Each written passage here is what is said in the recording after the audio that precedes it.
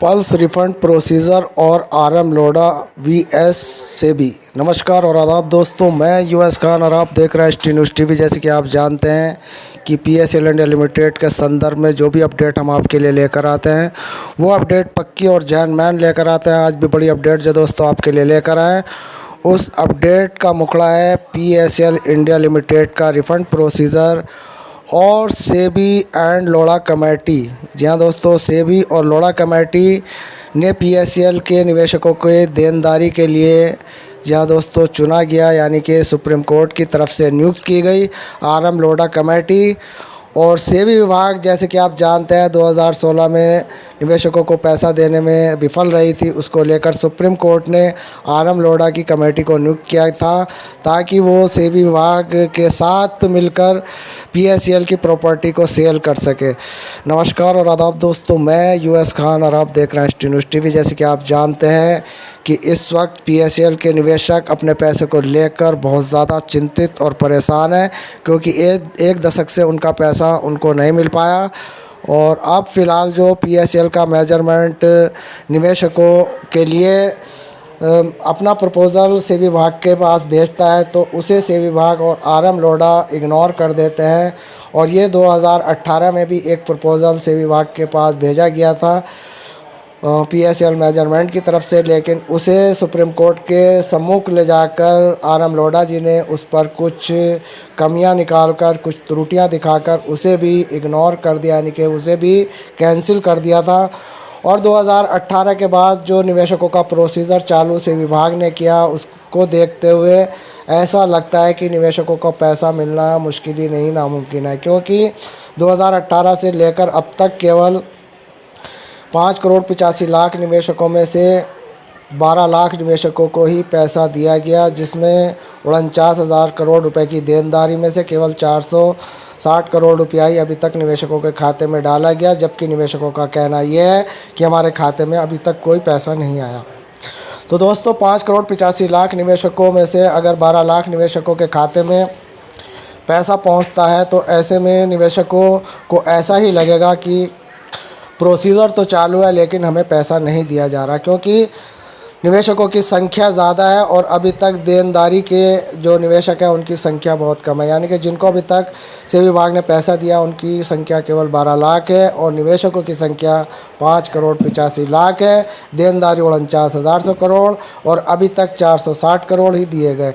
तो दोस्तों, ये इस वक्त जो हम आपके लिए अपडेट लेकर आए हैं वो उन सब निवेशकों को ये बताने की हम कोशिश करेंगे और उन्हें जानना चाहिए कि ये जो इस वक्त कछुआ चाल से विभाग की चल रही है, इसका क्या कारण है। तो दोस्तों, इसका मुख्य कारण यह है कि अभी तक जो पीएसएल की प्रॉपर्टी बेचकर जो पैसा अभी तक आरएम लोढ़ा ने और सेबी विभाग ने इकट्ठा किया गया वो लगभग 5500 करोड़ रुपया ही उनके पास आया। और आने के स्रोत ऑस्ट्रेलिया से जो पैसा है, उनका रिसॉर्ट जो ऑस्ट्रेलिया में थे, वो समुद्र के जो रिसॉर्ट थे वो सब बेच बाच कर 300 करोड़ रुपया ऑस्ट्रेलिया से आया सेबी के खाते में। और जो इनकी लग्जरी गाड़ियां थी उनकी नीलामी कर 12 करोड़ रुपया आया। और आरएम लोढ़ा जी के द्वारा जो प्रॉपर्टी बेची गई उसमें भी 200 करोड़ रुपया सेबी विभाग के अकाउंट में भेजा गया। तो दोस्तों, टोटल मारकर 50-60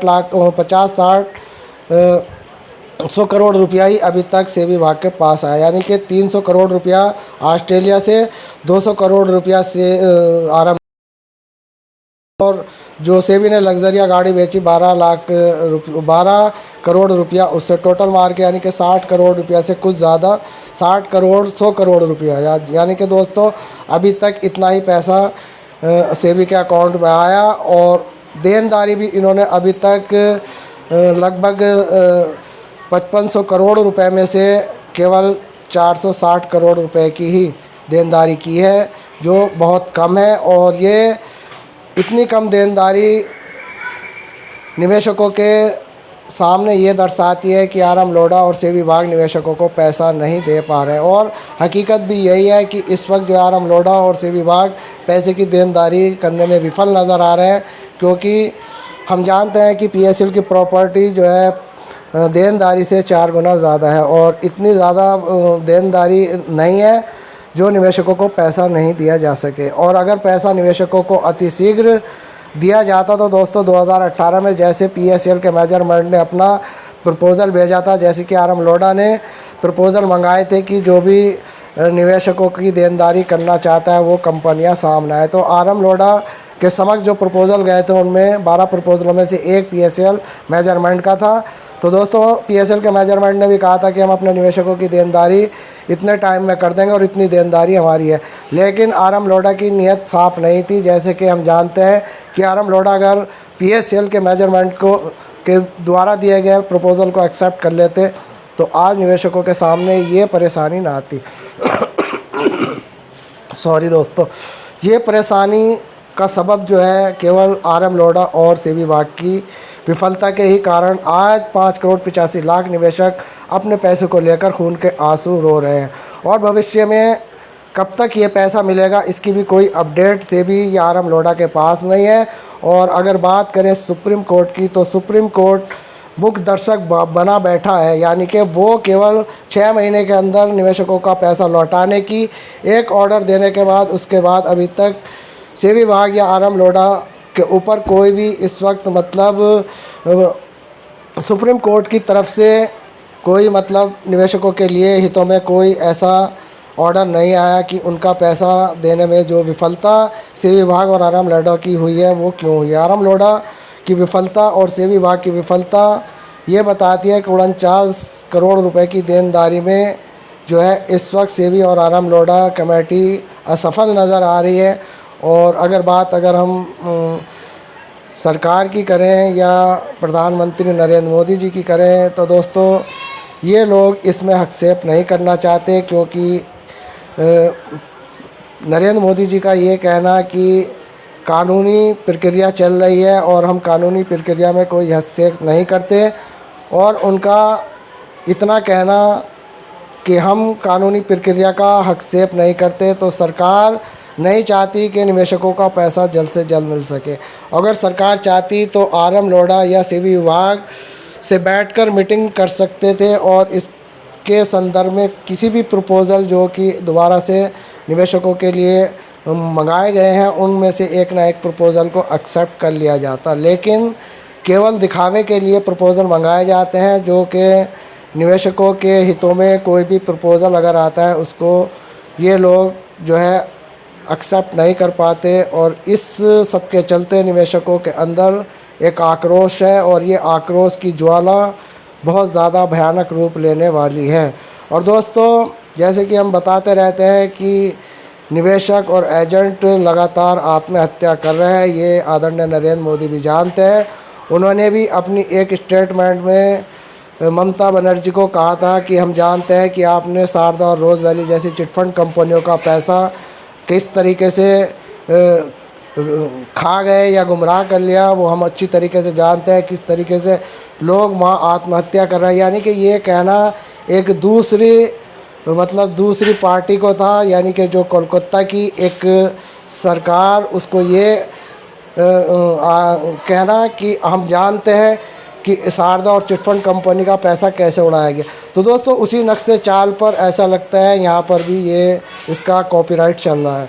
तो ये शारदा और रोज़ वैली चिटफंड का कॉपीराइट अब सेबी विभाग और RM लोढ़ा से ये सरकार करा रही है।